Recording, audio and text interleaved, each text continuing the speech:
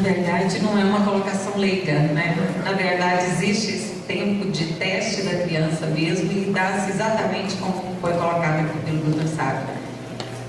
Além dos grupos de apoio à adoção, eu só gostaria de destacar como muito importante, né, o apoio das universidades. Eu tenho falado isso sempre, que a função social da universidade também é estar junto nessa preparação no pós-adoção. Então, nem todas as universidades trabalham dessa forma, mas a gente tem tentado ser formiguinha. Aqui as duas universidades que nós temos em Uberaba, temos tentado ser formiguinhas nessa situação e abraçado essa causa também.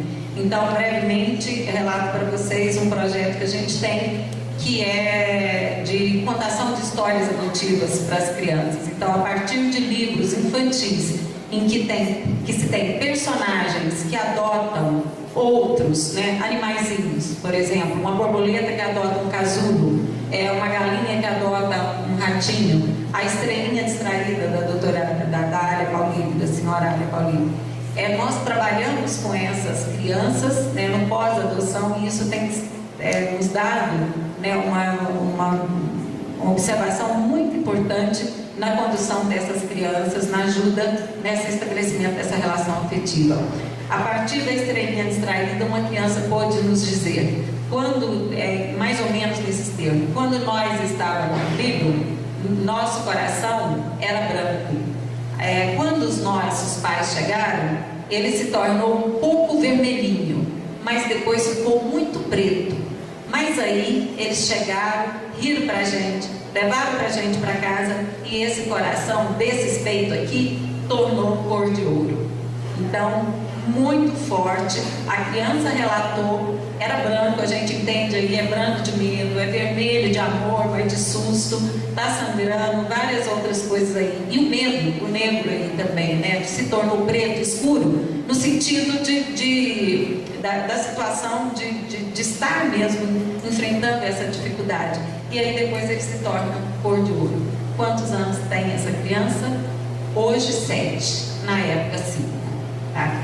Então eu acho extremamente importante esse apoio. E finalizando, né, essa situação que o Dr. Sábio coloca aqui, que a adoção não pode ser vista como um ato de caridade, ou que aquele que adota é iluminado.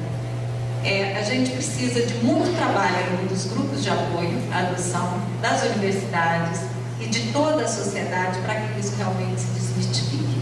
Nós tivemos, feito pelo GRAU, uma exposição de fotos com mães adotivas, e a universidade abordou 250 pessoas, né, que estiveram passando pelo choque vendo essas imagens. Nós não fizemos a tabulação dos dados ainda, mas a leitura dinâmica que fizemos a partir da pergunta: você adotaria? Sim, talvez sim, talvez não. Mas o que você pensa da adoção? Eu penso que a adoção é uma caridade.